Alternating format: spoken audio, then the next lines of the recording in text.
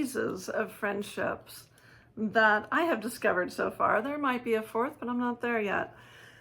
3 phases that really are part of our lives, and they're distinct. So the first phase, going through elementary school, going through high school, going through college. So the schooling age, and yes, I'm counting college on the schooling age. Those are friendships that are so formative, right? Because most of the time we are pushing against authority, trying to figure ourselves out. We're dealing with life as a group as we move through different types of schools.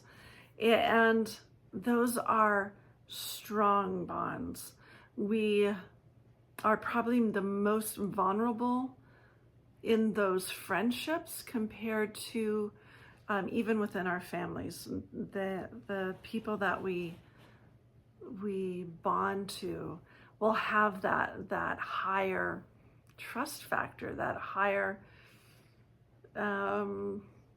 rebellious part, and it's fantastic. Not all of those friendships that we form will make it into the next phase, the second phase, which is as we are going into our careers. And we'll during this phase, it's typically the 20s and the 30s, but during that time we're establishing a career.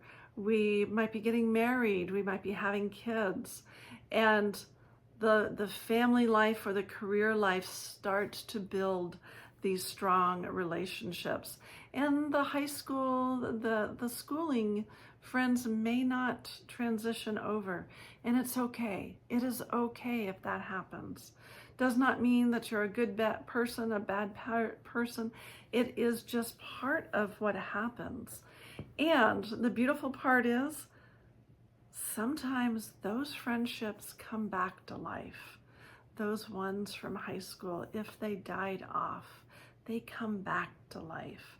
The ones from college, if they died off, they come back to life, in particular in your later 20s and into your 30s.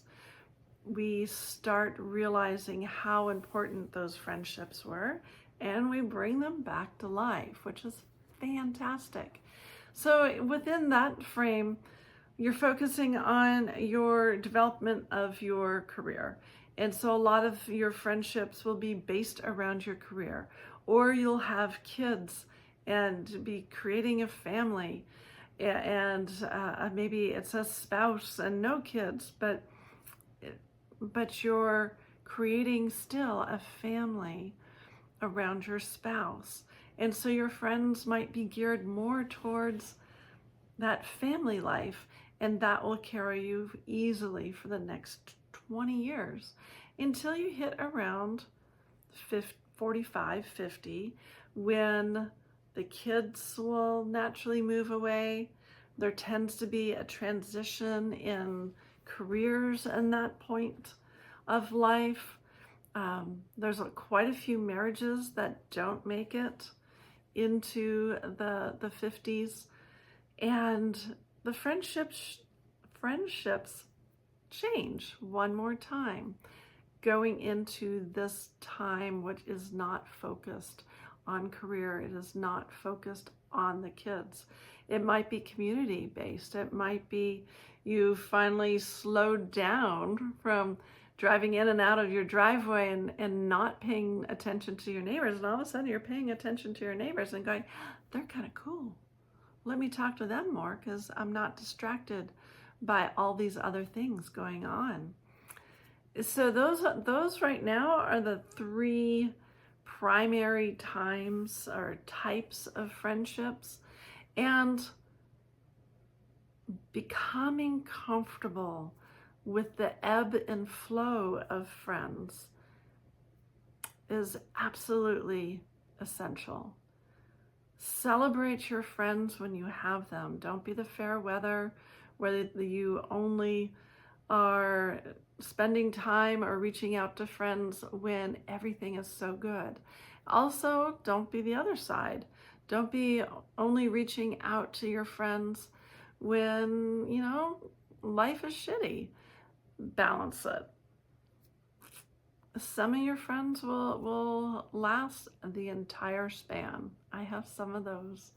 And I have some from each of those groups that will carry me, I am sure, all the way till I die.